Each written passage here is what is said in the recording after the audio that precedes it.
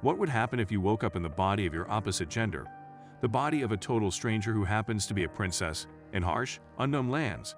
With the main characters striving to come to terms with the severity of their situation, the Call Me Princess Cayce endeavors to answer that question, and its funny and grim outlooks ensure a high page-turning potential. The shock of the setting presents a substantial amount of light-hearted interactions between Cayce and the other characters.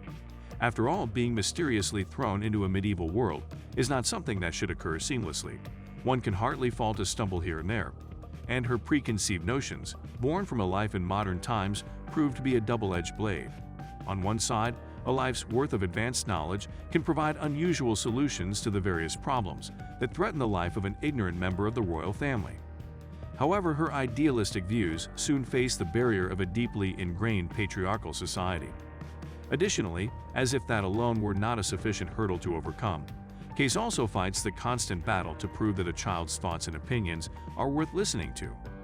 This intriguing dynamic delivers plenty of exciting character interactions, and their outcomes convey the stakes of their current situation in an easy-to-understand manner.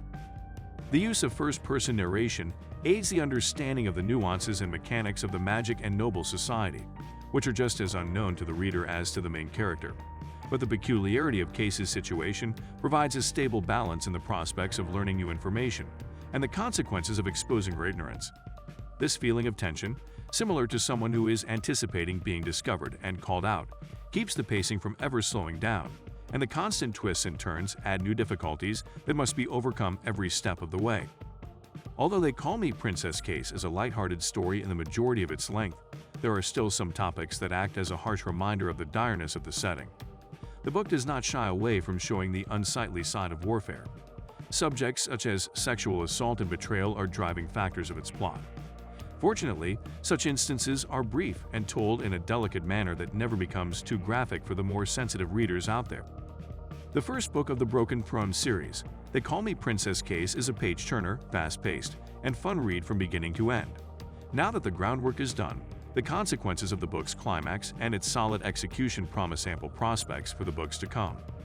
All in all, the premise alone made me want to read the book, and I was pleasantly surprised by the good time I had while immersed in its world.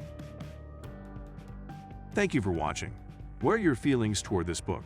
I would love to hear all about it in the comments below. Consider subscribing if you want to see more reviews like this.